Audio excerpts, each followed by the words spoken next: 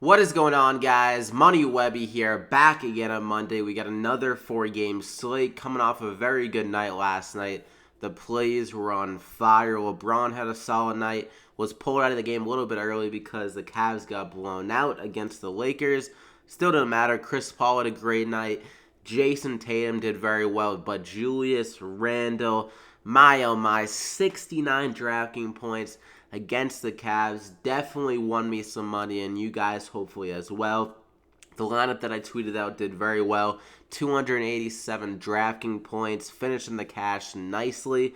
The only play that was very disappointing was Jordan Clarkson. I was expecting some more out of him. Wasn't able to get the shot to drop in that game, and they went to him pretty early in the third quarter too. So he was definitely given the opportunity to have a good night against his old team, but couldn't get anything going.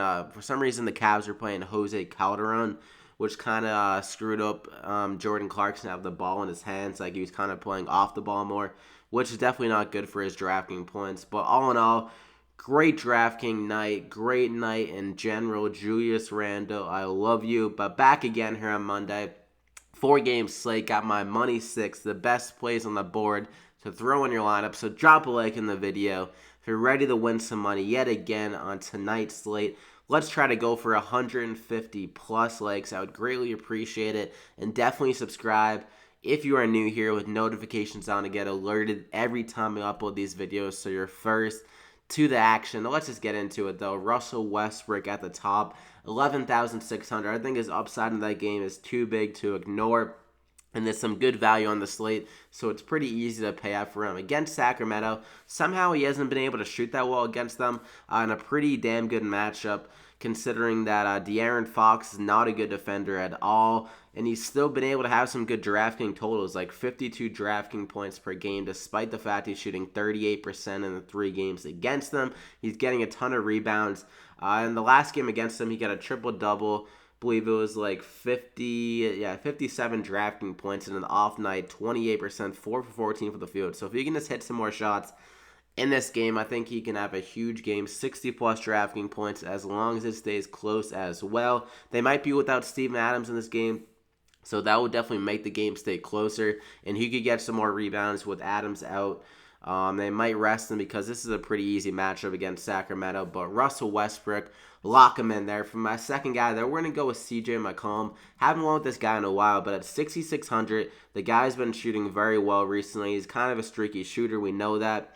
Over 35 DraftKings points in like his last 4 games, and 3 of the last 4 have been at home, which he's been much better this year, shooting 45% from 3 at home. And against Miami, had a solid night against them earlier this year, dropping 41 DraftKings points.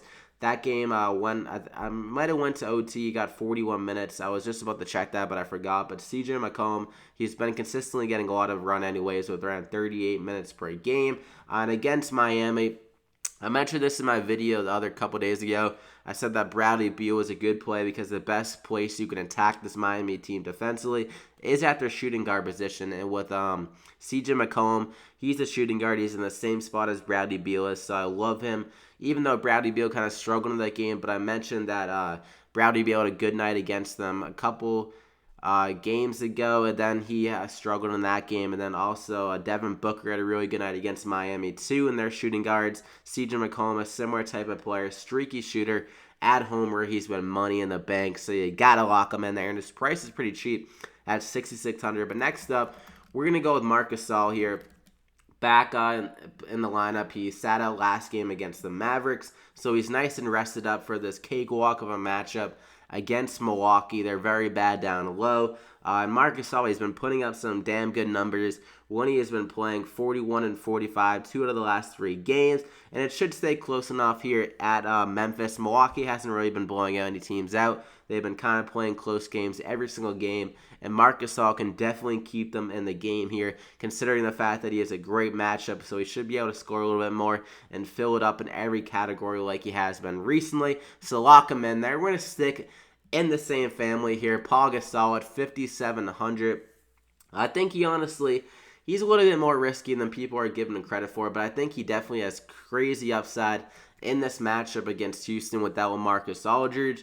but there is a slight possibility that Houston blows out San Antonio. But Houston is on a back-to-back as well, so that could definitely limit them. And James Harden is a little bit banged up. He didn't play yesterday, but he's playing today. Honestly, the Spurs, even though like you look at their lineup sometimes and they're somehow playing close with these teams, so I think I'll give the Spurs enough credit to keep this game close enough. And Paul Gasol can definitely fill it up in every category when he is starting, and Marcus Aldridge is out of the lineup. He's had some massive games without Aldridge, like 50 plus and 40 plus outings. So I think in this game he can get it done. It is kind of a tougher matchup against Houston and Clint Capella, but I mentioned that they're on the back-to-back. Clint Capella could get a few less minutes, and Paul Gasol could have an easier matchup against their backup if they want to do that, but they do go a lot of small ball.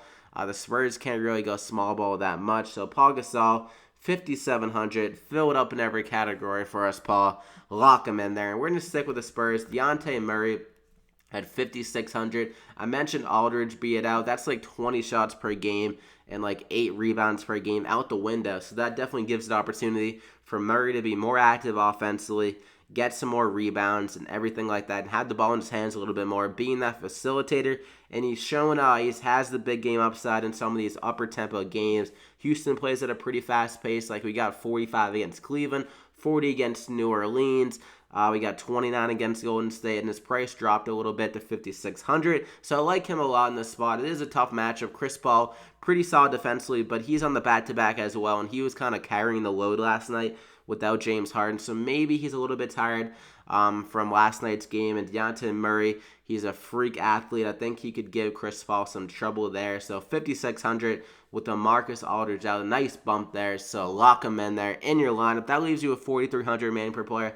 Not too bad because there's a ton of value on this slate. But for my value pick of the day, my lottery pick to get you some money, Bam Adebayo at 3,800. Bam Bam going against Portland. Not a bad matchup, but with Hassan Whiteside out, Bam should get like 25 minutes or so in this game. He wasn't able to get his full run last game because he did get in foul trouble, and that game turned into an absolute massacre. They're up like 30 points starting the fourth quarter, so only 18 minutes, but still did pretty solid with that 16 drafting points. He can easily get a double-double.